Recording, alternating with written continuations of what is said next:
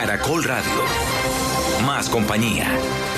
Hemos estado tratando de averiguar cómo les ha ido a las empresas chinas que van a hacer la primera y operar la primera línea del metro en Bogotá, cómo les ha ido en otros ejercicios de construcción de grandes obras fuera de Colombia. En Costa Rica, la China Harbor Engineering Company, la CHEC. Sí. La CHEC ha tenido algún tipo de desarrollos.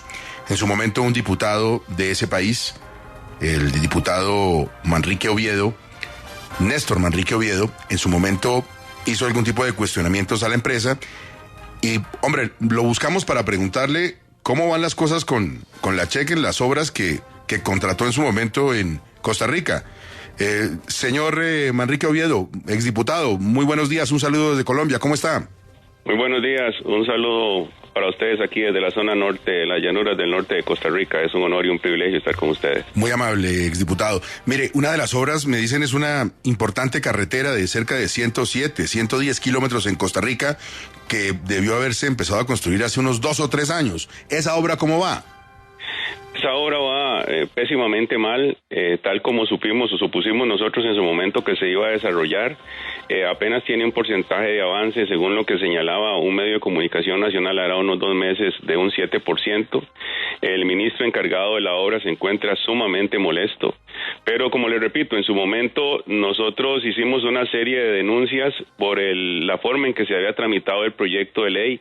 Recordemos que CHEC fue una empresa o ha sido una empresa sancionada por varios bancos internacionales, entre ellos el Banco Mundial, por haber dado sobornos y demás a funcionarios públicos en varios países, en Filipinas, Bangladesh, Jamaica, Islas Caimán, etcétera.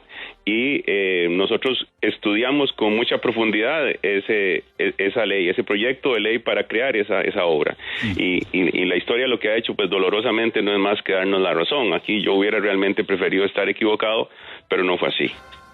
Sí, diputado, yo entiendo que usted hizo estas advertencias en el 2013, cuando el gobierno de la presidenta Chinchilla estaba tratando de adjudicarle a algún contratista esta obra importante, que no era una obra de menor cuantía.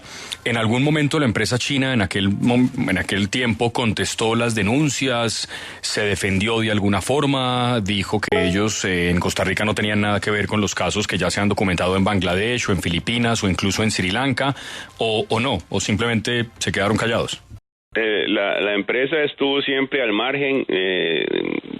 Los cuestionamientos míos eran con el gobierno, que en ese momento estaba tratando de pasar ese proyecto de ley que obviaba todos los mecanismos de contratación pública y que exigían que si se daba algún diferendo tendría que ser resuelto en China bajo las leyes, en Beijing, bajo las leyes de ellos, ¿verdad?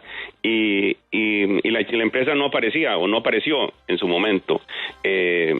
Siempre se solicitó información, incluso al mismo gobierno, a una empresa Cali Mayor de México que había trabajado en algo relacionado al proyecto, con anteproyectos y demás, pero la búsqueda, el acceso a la información era tremendamente difícil. Hubo que usar mecanismos realmente muy fuertes para poder lograr un poco de esta información, y usar incluso amenazas de ir a la sala constitucional, sí, porque no se nos brindaba. Diputado, yo le entendí bien lo que ocurrió, o usted acaba de decir que en aquel momento la empresa china decía: cualquier pleito que tengan con nosotros no respondemos bajo las leyes de Costa Rica, sino bajo las leyes del gobierno chino, que por supuesto son leyes, pues digamos... ¿Para la China? Sí, para la China, de un país que no tiene ni oposición política, ni para tiene un nada. régimen. ¿Fue así o entendí mal?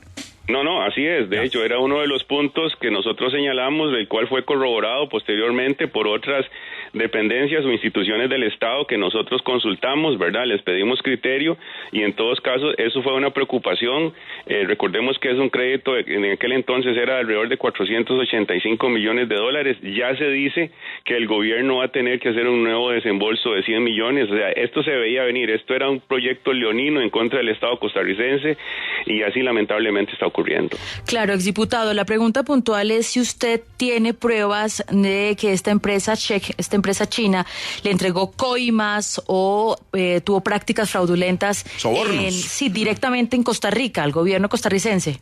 No, en Costa Rica no tengo pruebas, sería una irresponsabilidad de mi parte, pero obviamente con todas las restricciones y las cadenas de sociedades que se dan, yo asumo que se dieron, no encuentro otra forma. Cuando estaba en discusión el proyecto de ley, venían autobuses del puerto del Caribe, que es para donde iba esta carretera, con personas uniformadas, con gorras, camisetas, defendiendo la obra, y yo me decía, bueno, ¿quién está pagando todo esto? Esto no lo paga el gobierno de China, ¿verdad?